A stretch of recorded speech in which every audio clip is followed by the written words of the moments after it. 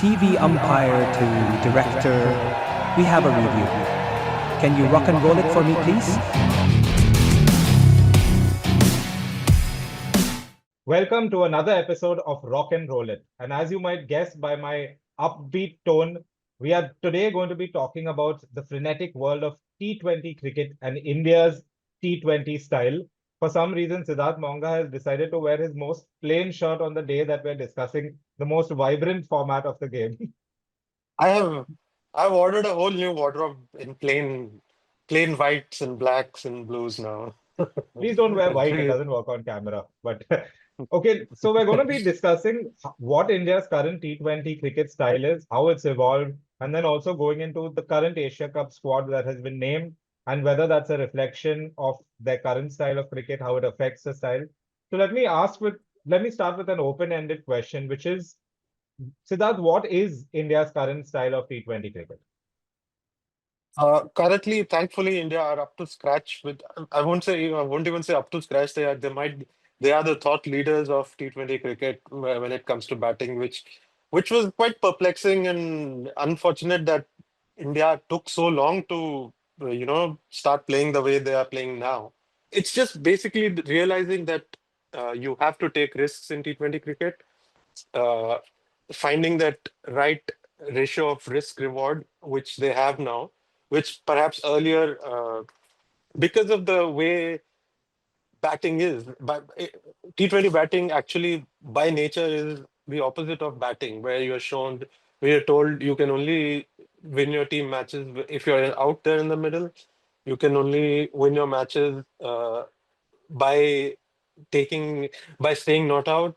You also need where batting average is perhaps a bigger metric than strike rate. All these three things kind of, and these uh, batters just an era before this one, they grew up playing that kind of cricket.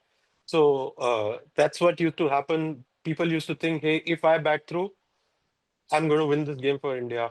Whereas in T20, there's just 20 overs and you've got seven full-time batters and a couple of other hitters in the side. So, which is where it becomes suboptimal to bat that way. So you just take risks, somebody will come off and that will win you matches, is how India is now taking T20 forward. And of course, there's also a lot of skill involved in that, which perhaps hitting skill, improvisation, just breaking T20 batting down to hitting balls where there aren't fielders, hitting and not just hitting balls, hitting powerful shots where there aren't fielders. That's what India are able to do now, much more often, at much more relentlessly than they were during those years where India lagged a little behind the world. KK, I'll just read out some stats and then I'll get your perspective on how India have been able to make this transition. So since the 2024 T20 World Cup, India have scored at 9.9 in T20 cricket, which is second just behind Australia. They've had three of their four highest ever totals. They got 297 versus Bangladesh, which is also the highest score against a test team in T20 cricket. They got 283 versus South Africa, 247 versus England. In the power play, which is an area where they were a little bit slower prior to 2024 and especially 2022, they've gone at 9.55 in the power play. So their power play strike rate and middle over strike rate is more or less similar. Middle overs is 9.9, which in the past India tended to be a team that set a base in the power play and then built through the middle overs. They've kind of gone away from that now and I think modernized, as Siddharth said, playing the way most teams do. How do you think they've been able to make this transition apart from just the personnel changing? There's two things here. One is there's a concerted effort, certainly, and I think Monga wrote a piece earlier this year, just after the England series, and where, yes, some of these numbers that you mentioned, they are important, but those are the outcomes. What Monga went into was also like the intent that India showed and the number of boundary attempts that they were making, and the subsequent and consequent sort of drop in control that came with it. So India were willing to embrace that loss of control for the greater reward it could bring. And it has brought the greater rewards more often than not, right? I mean, we had that, there was a game in Pune against England where Saqib Mahmood took 3 wickets in an over, second over, I think. And they just kept playing their shots, and then they eventually got to a total which, they were able to defend, where you could easily see a previous India team kind of going into their shell, rebuilding, and then, delaying, taking risks for long enough that in the end they'd end up with a respectable but total which probably England would have chased down, right? So we've seen some very clear movement towards a very different style of playing T20 in just the processes themselves. I think there's a couple of reasons for it. One, you yourself mentioned the personnel. The older personnel themselves, some of them were trying to make that change. Rohit Sharma, in particular, led that thing. Even starting from the 2022 T20 World Cup in an imperfect kind of way, like you could see that effort, even though it wasn't always coming off, and especially in that semi-final game against England, where he just had no fluency, he was trying to go for his shots, wasn't middling anything, and ended up playing an innings that people remember for all the wrong reasons. But even starting from there, and then that kind of got refined as things went along. But now that older personnel is gone, right? And I think it's a worldwide trend of uh, T20 just separating from the other two formats completely, more or less, with very, very few all format players, all format batters, especially playing in most top teams. There maybe one or two per lineup maximum, right?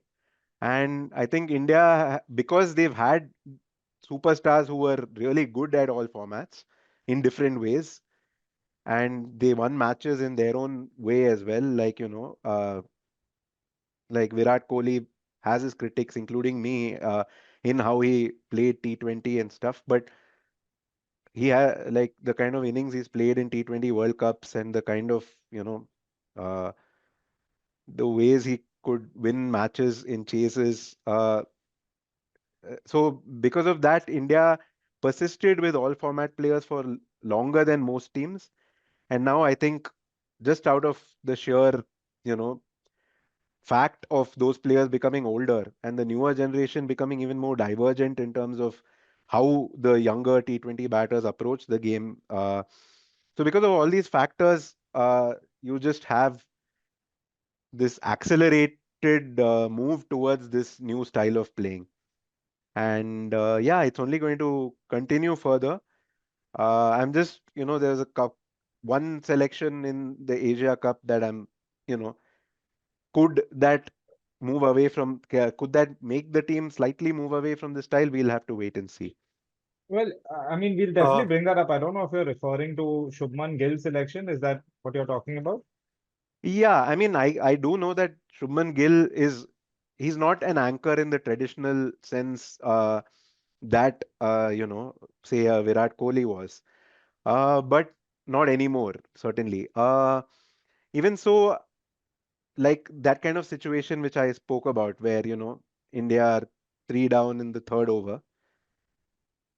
I'm still waiting to see how Gill will play in that Yeah. situation. And it's And it's one of the things I think a lot of people have been commenting after this announcement of this Asia Cup squad is that are India just looking for the next Virat Kohli and all format player? Is that something that they're making a concerted effort to try to find, which is why they've included Gill? But we'll come to the Asia Cup squad and Gill selection specifically. I think Siddharth made obviously the point that India had lagged behind other teams in their T20 strategy for a long time. So again, I'll just read out some numbers, but you guys can make sense of it. So between the 2016 World Cup and then 2018, the end of 2018, India scored at only 8.33 in the power play.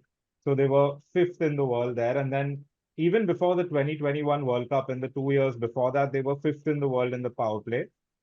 After the 2021 World Cup is when there seemed to be this impetus to try to change the way they batted, and they then scored much faster in the power play and overall So they were actually the fastest scoring team in the world in both the power play and overall between those two World Cups. But then in the 2022 T20 World Cup is when suddenly they really went into their shell in the power play. They scored only at 6.02, which was the worst of all teams in that World Cup. And it cost them big time. At times, yes, it was them trying to hit, like you mentioned, Rohit Sharma in the semi-final against England. But there were a couple of times that KL Rahul, for example, played out maiden overs in the first overs of You had to bring him T20 up. games. Yeah? Well, you tell me where India lagged behind other teams and why that happened.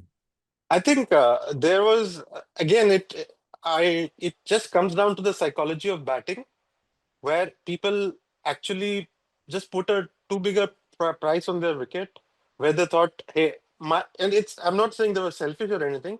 They felt that my being here is going to help the team more than rather than me being back in the pavilion trying to hit a shot. Which is why they were shown two kinds of data. One was on their control percentages, even when they were taking risks, which is quite high, which kind of convinced them that they are good enough to, play those risky shots. And it does not really leave them vulnerable to getting out in T20, where the ball is just moving for 1 over or 2 overs, and most of the pitches are true. So that was the one thing. The other thing they were shown was that even when, like, there were times when these guys were missing, and the younger lot was playing more and more adventurous cricket, and they were shown even the worst possible scenario, even when there were collapses, even then when they were getting bowled out, they were still able, even when they would be reduced to 60 for 5, they were still, by the sheer virtue of just continuing to attack, they were still ending up with 160. So they were shown that the worst case scenario is not as bad as you think. Even if you lose the game, it's okay. So those two things were able to kind of get through to them. The management was able to get through to them with these two metrics in particular. But again, like Karthik also mentioned, semi-final against England, the final against South Africa, come the big match, they were still, just going back to default. I'm still. It's one of the biggest scandals of the world that in cricket that not scandals. Sorry, that's the wrong term. It's one of the most confounding things that Virat Kohli was the player of the match in the 2024 T World Cup final, where his innings India left India very vulnerable. It was him falling back to type in the big match, where perhaps in where the messaging I think throughout had been to forget whether it's a big match, whatever. We have to take our risks. We have to give ourselves the best chance to win. And I think the best player in that match was one of the bowlers who kind of turned it around. India clearly had a below par total for that match and for those conditions. Right. But Or yeah, Axar Patel, who at least yeah, boosted the run rate with his innings. Yeah. yeah. But he also went for runs. That's why perhaps they didn't. But I mean, Bumrah was my player of the match for that match. Yeah. Anyway, so the point I was making was that India was still, falling back to type. Come the big match, come the really big match. Because in T20 internationals, there are hardly any big matches. There's only Asia Cup is also, it becomes big only in the final. Uh, there are big matches only like World Cup knockout. So because they come about so rarely, they kind of grow in significance for the players, because then you are judged just on that one match for the next 2 years. So that's where I think, and that still remains to be seen how this team does when they are, say, 30 for 3 on the batting first in a World Cup final. Uh, which is what ties in nicely to the point about Shubman Gill. I was just checking. Just give me 1 second. Uh, Shubman Gill batted about with a lot of control Yeah. in the IPL, and still ended up. I'll give you exact numbers, and still ended up with 155 strike rate. So if he's batting within himself and scoring at that rate, Yeah, surely yeah. But his ceiling is very I mean, high. I've said this already on a few different podcasts and videos we've done that, Yeah, and also he was a part of a yes, team where he was also, sorry, where Rahul Tewatia was 6, Rashid Khan was 7. Abhinav Manor was not in form. He was only like, oh God, this is just so impressive. He faced 413 balls and he played only 47 false shots while going at a strike rate of 155. That's like close to 90% strike But rate, I think, control percentage. and I think what So you'll find about that is that actually in the first 3 or 4 games, his control percentage was a lot lower because I remember looking at these he was stats. taking risks. He was taking risk. I remember looking at his aerial shot percentage. It was almost like double of what it had been in the power play in previous IPLs.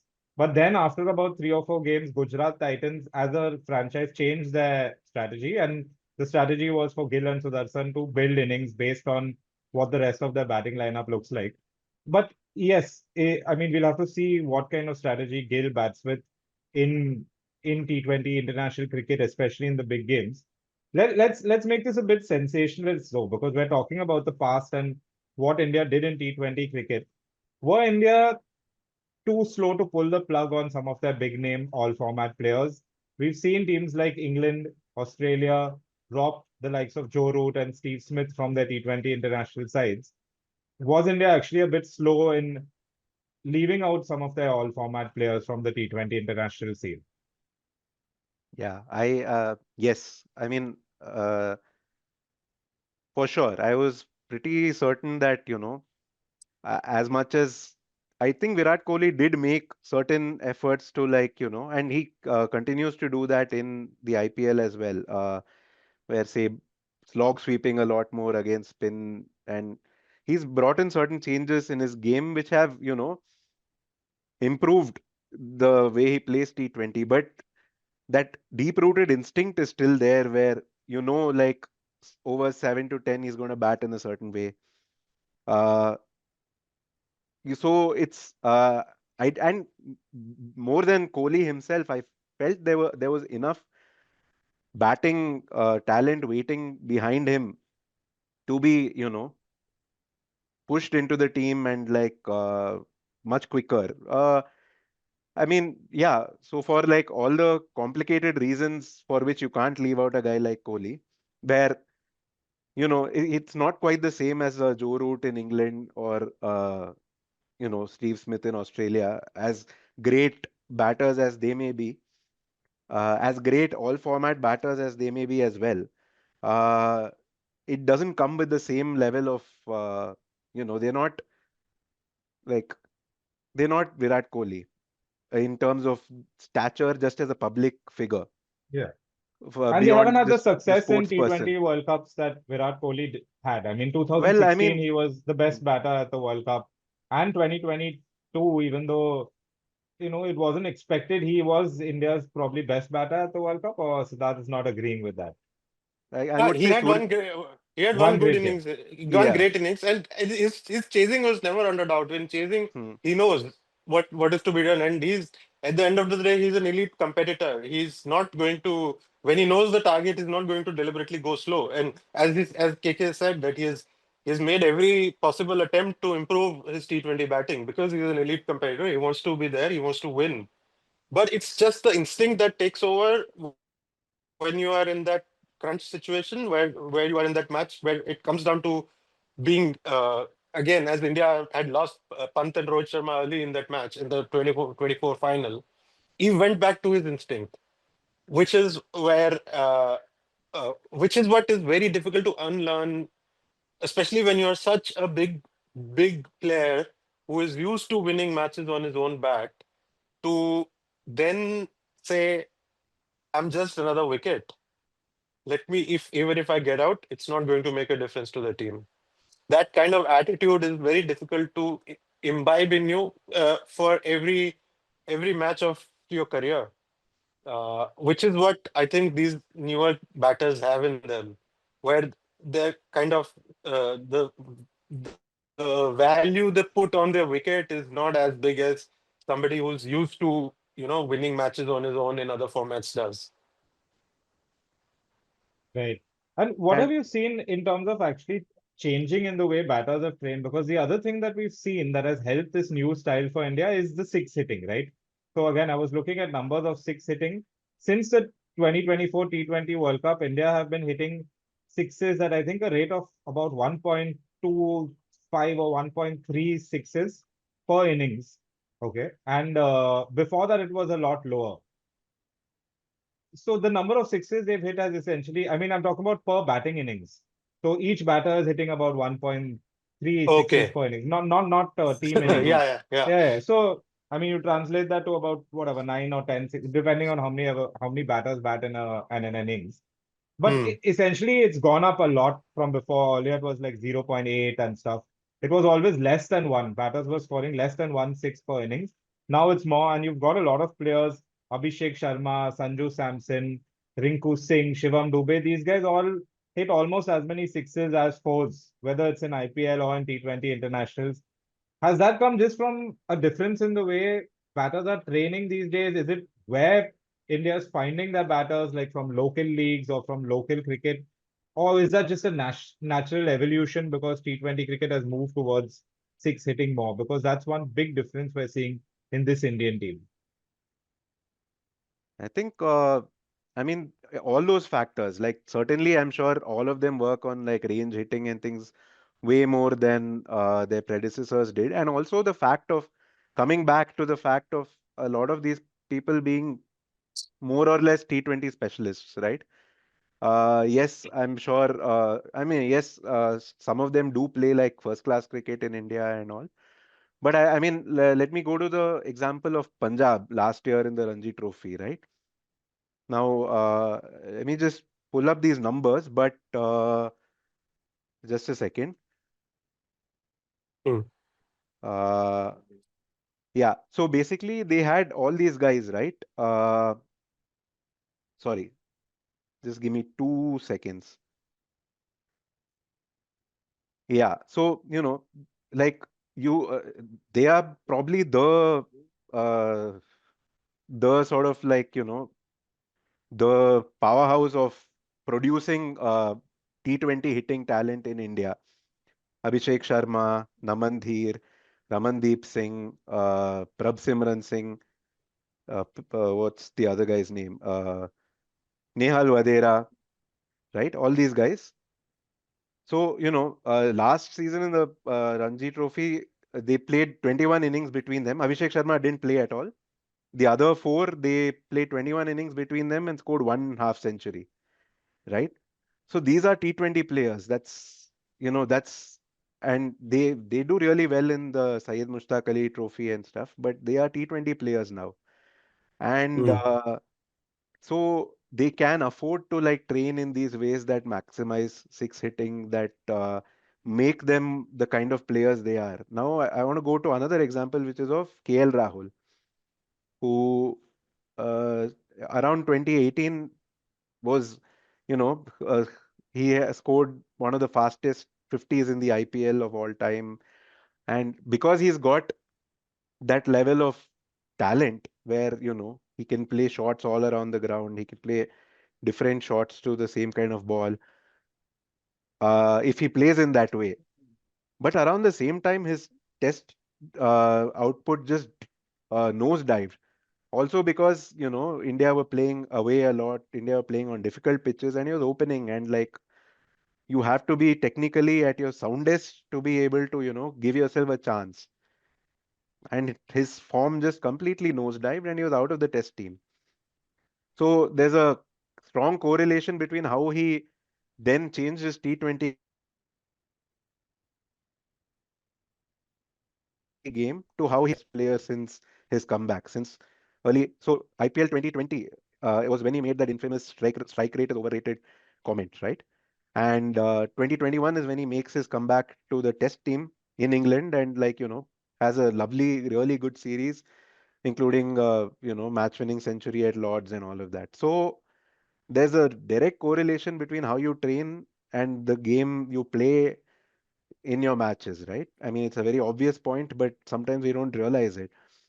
Uh, so when you have all format players, they have to necessarily like compromise certain things, which is, I also feel, which is probably why Rohit Sharma just, when he unlocked this gear in white ball cricket, both T20 and ODIs, of just smashing everything in the power play, right? Where his strike rates in the first power play in ODIs went to, like world leading levels. You to it he kind of held his test game together for a while, but then you could see that technically also there were some issues that crept in towards the last few matches he played. That New Zealand series and the Australia tour, he just didn't look the same player. And so it's you have a T20 World Cup coming up, you really want to win that. So then you make a choice as a player, as an all format player, and that has consequences. So, and which may be one of the reasons why India don't always select all their all format players for T20. Uh, so yeah, that divergence is there. And to answer your question, the reason why uh, the influx of these players upping all these six hitting numbers, uh, one of the reasons for that is that they can afford to train that way because they made that choice already that they are T20 players. Yeah. So this Just one thing to add is that they were also in India's last generation of T20I batters were a little spoiled by the kind of bowling they had. They actually did not feel that it's necessary for them to bat, to hit sixes, to take risks because they had Bumrah, Kuldeep, Yadav. So you could, most of the times you were still, I mean, we call them a team behind their times, but they still had perhaps the best win-loss ratio in the world. They just did not have World Cup titles, but they were still doing well overall because they had a bowling lineup which could, cover up uh, some of the shortcomings of their batting, some of the suboptimal T20 batting that they did, which is also, I think, which has also hurt Pakistan a lot because they had for a while they had a gun bowling lineup and they could afford to score below par scores and which let their main batters coast for a long time. But in like if we are talking about Punjab outside Arshdeep Singh, the bowling is not that great. They don't have any mystery spinner. They don't have any hyper extension bowler. So they have to always keep scoring above par totals, which is perhaps why they also feel forced to train in that manner. Yeah, but just on this point of training, this brings us nicely to the discussion around this Asia Cup squad and the inclusion of Shubman Gill. Because I'll be honest, I've been a big proponent of Gill being there in the T20 international squad. But I think KK makes an excellent point that how does Gill now balance his test game with his T20 international game? Keep in mind that there's actually just 3 days in between the Asia Cup final and the first test against West Indies. So you've got to think that is he going to not train any defensive shots at all during the Asia Cup and then just bank on muscle memory being good enough during the West Indies test? Or is he going to be already in two minds during the Asia Cup thinking about the test series to come as well, where he is the captain? And is it based on that? Is it a good pick?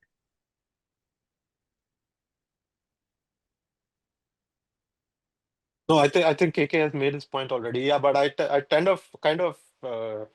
to agree that you have to put ample thought into how much you're making these batters play in different formats, uh, and what is the turnaround rate you're giving them.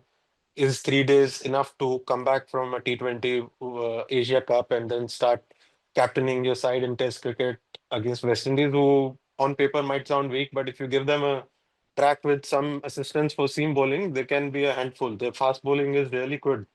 So you have to. I mean, they there might be a see. I Let me also try to think it from the point of view of the selectors. They think, okay, this guy has shown us leadership ability. Perhaps we should have somebody ready for when Surya Kumar Yadav is done.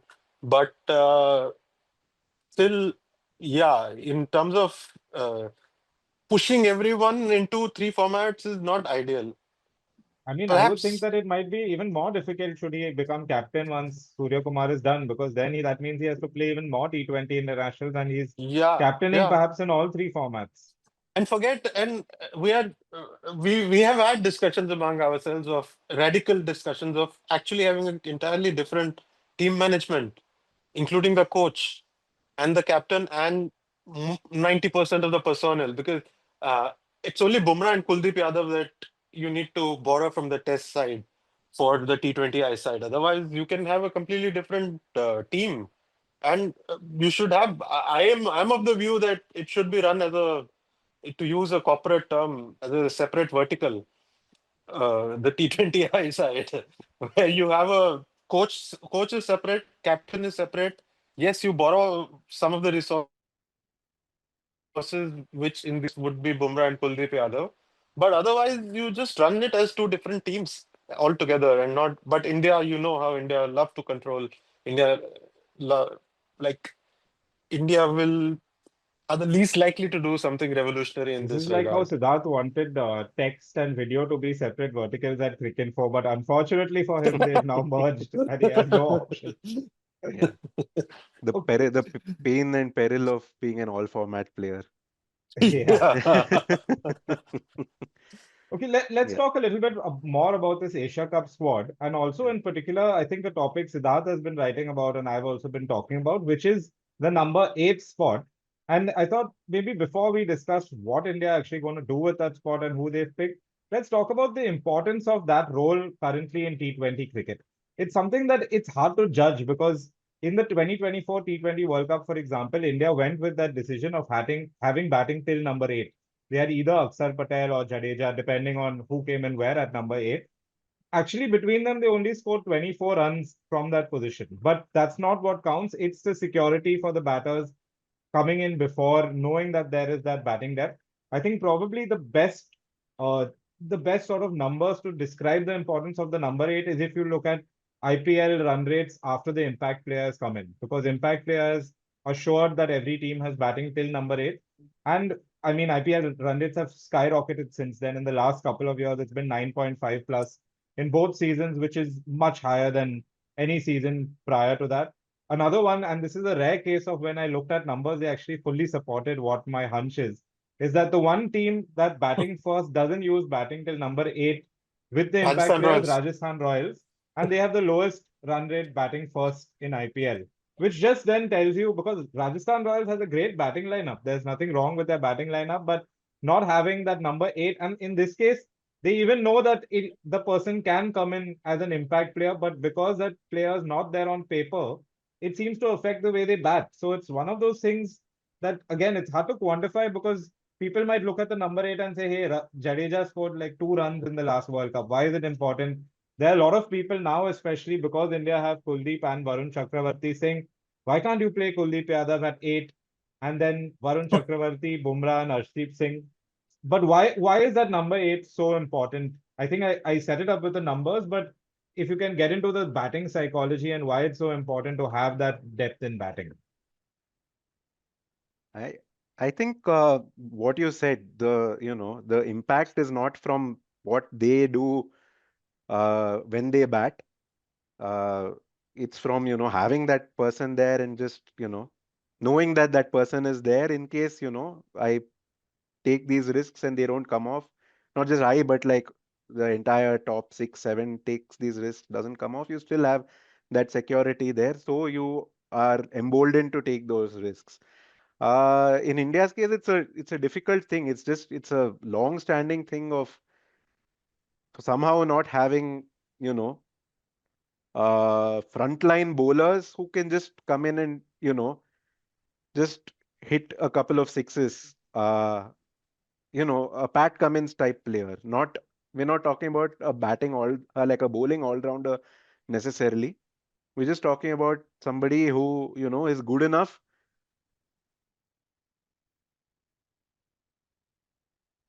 that, if they bowl somewhere close to their slot, they're gonna be able to hit that for six, right?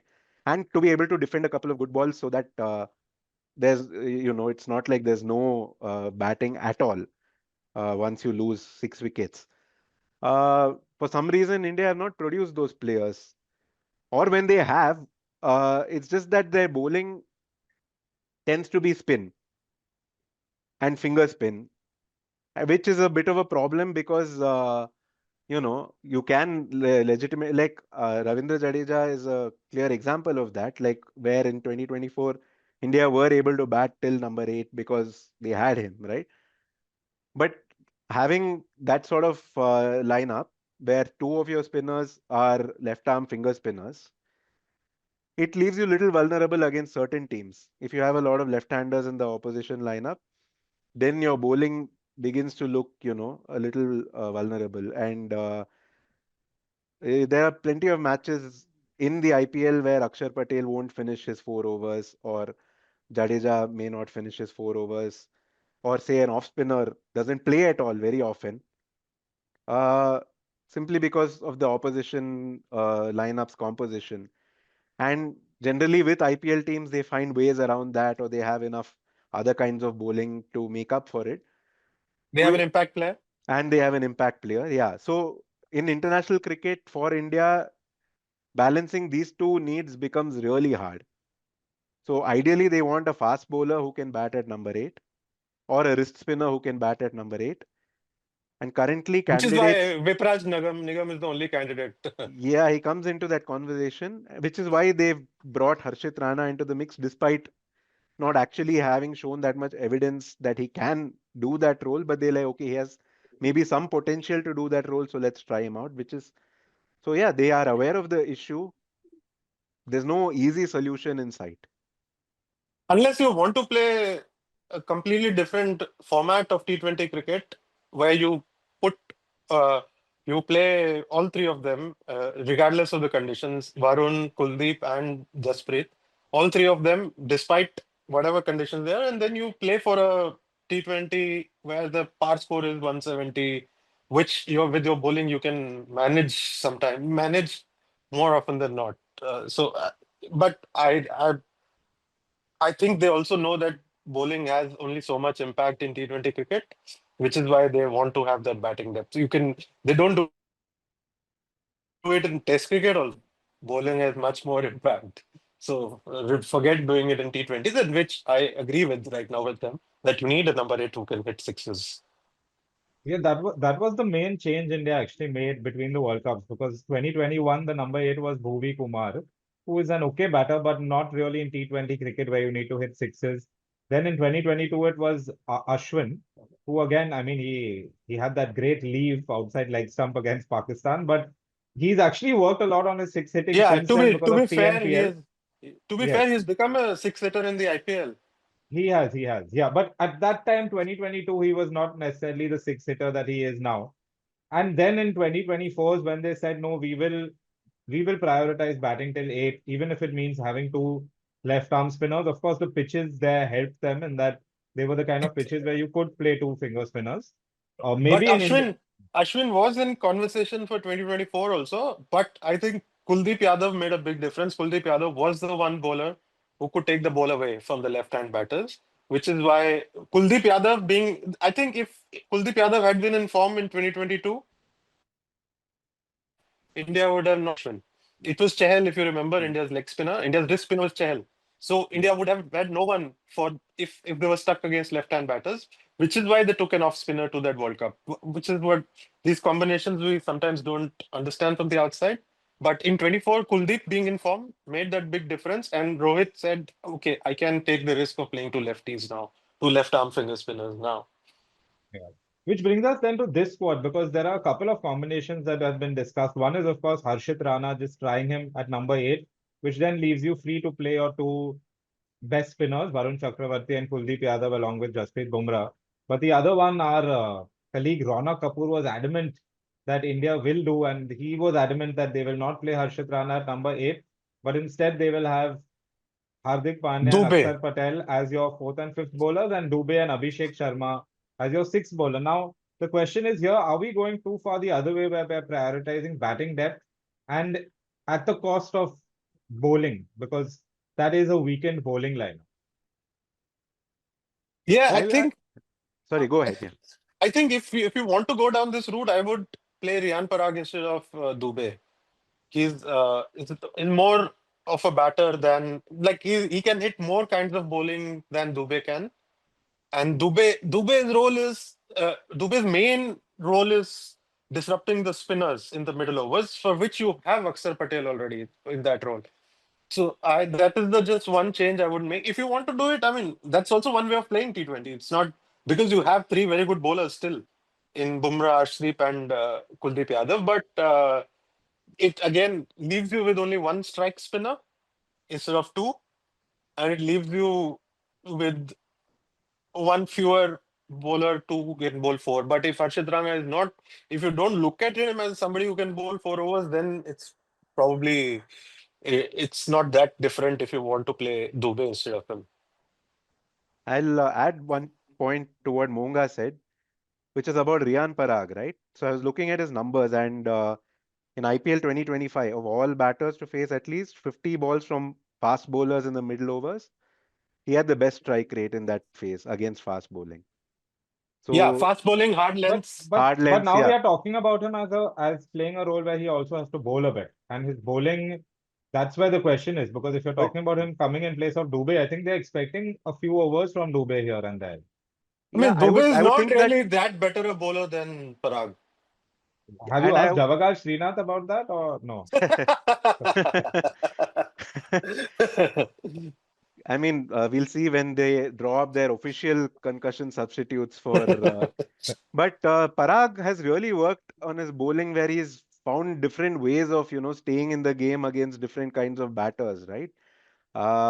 So, and I mean, the big thing here is we're building towards 2026 T20 World Cup, which is going to be in India.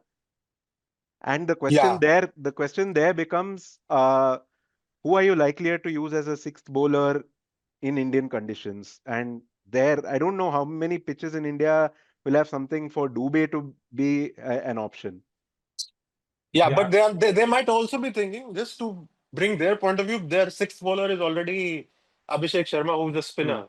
So Yeah. they don't want a seventh also to be a spinner, and perhaps they want a seamer. But I would personally go if I'm going to play this combination, I would pick Parag ahead of Dubey. yeah. The other thing I th- that this combination would do is it would probably move Axar Patel down to number 8, which is actually not his best batting position. He's better up the order. Unless you then push somebody like Jitesh Sharma all the way down to number 8, or Shivam Dubey, number 8 is also not his best position. So that's the other thing that India maybe, and this is something we were discussing on our in our reaction to the Asia Cup squad, that they haven't necessarily thought of number 8 as a specific role. They've just thought, let's no, but it seems like they haven't. They may have just said, we'll figure that batting order out, but we need these many batters, these many all-rounders, these many bowlers. And they haven't necessarily thought, okay, who is it that is actually best suited to number 8? I Hmm. think I think they might be kind of looking at this as a longer term thing, where on a series by series basis they try different people, and Hmm. eventually, they figure out, okay, this is the best combination that kind of fills all these holes that we need to fill. So maybe this may look, it is an imperfect squad in some ways, but uh, you know they're not looking to address that issue right away and be like, okay, we need to find an answer by the time we play this Asia Cup. They're Yeah, like, okay, they've got a lot of tournaments before the World Cup, so they yeah, can. yeah. So I'd wait and watch and see how they go about doing this. But yeah, all these options are there in front of them now. Riyan Parag is there, Vipraj Nigam is there. You can throw in Yeah. more I'll, names I'll and throw in a few other names hmm, because I've been mentioning only Vipraj Nigam as if I owe his family money or something. But I had a few other creative ideas for number 8. Krunal Pandya. I know he's a little bit older, but hey, if older players are significantly improving their skills, why should they not be given a chance? And yes, he's another left arm spinner, but he bowls a lot better to lefties than most left arm spinners. He's Krunal. Krunal, he's developed that Yeah. carom ball. He can bowl bouncers sometimes. He's something a bit different. Sai Kishore is another guy who can kind of whack a few sixes if you're looking at a number 8. Um, I had yeah, I mean, Washington Sundar is the other obvious one. Deepak Chahar probably not quite good enough to bat at number 8. No. No, I think out of all of them, for me, I'm surprised that Washington is ahead in their eyes of Krunal Pandya. Krunal Pandya is a much better T20 player because Washington is a much better batter, but I don't think he's a six hitter. Well, Krunal is a six hitter. He can score. He can play a six ball 20 innings, which I doubt Washington can. So I would, in T20 terms, I would. I know what they see in Washington in Test cricket. T20s, I would play Krunal ahead of Washington. I If we are think looking at this number 8, and if the pitches are in your control in the T20 World Cup at home, why not? he's also the most similar like for like to Jadeja, who's retired now. He's the one slot that actually hasn't been replaced. India have replaced all the other players who've retired from the format, but not really Jadeja. Yeah, I think the reason why they are thinking Washington ahead of Krunal is simply that he's an off spinner. Yeah, because you have Yeah, Axar already. yeah. So, Yeah, which is a consideration as well. I mean, I think all the things we're talking about in terms of playing almost a batting all-rounder at number 8, it kind of goes back to what West Indies did in 2016, right? obviously, yeah, of course. Like what frontline bowling did they have? It was all Sam, all-rounders and Samuel Badri. yeah. And And I think Carlos Jerome Brathwaite, Taylor, yeah, Carlos Brathwaite came off at that in that final because yeah, they were playing. He's hardly a bowler, but yeah, yeah. So I he mean, was playing. It came off for them. that's a way of playing T20, which has, of course, its own pitfalls. But yeah, I mean, given that your frontline bowlers are so good, it's an option India can afford to explore, and they should explore it and see what comes of it before the World Cup happens, so that they know, okay, this is what we can get if we go down this route. There are a lot of players. I mean, if India don't end up having Varun Chakravarthy slash Kuldeep Yadav, one of them in the 11, they already don't even have Shreyas Iyer in the squad. They don't have Yashasvi Jaiswal. There are so many players who would make most T20 teams in the world, which I think just puts more pressure on India because with the depth of talent they have, they should be favorites for the next World Cup to defend their title. So, what are the other things you guys are looking for between now and the World Cup? What are the other areas? We've discussed number 8. We've discussed just overall the batting strategy. What else do India need to look at before the next T20 World Cup? I think one thing is to identify backups for every role in case somebody gets injured, somebody loses form. Don't be shy of replacements on current form because current form matters much more in T20s than your long-term pedigree. So identify your backups between now and the World Cup for if if Bumrah is unable to play, who's your number one bowler? Identify them.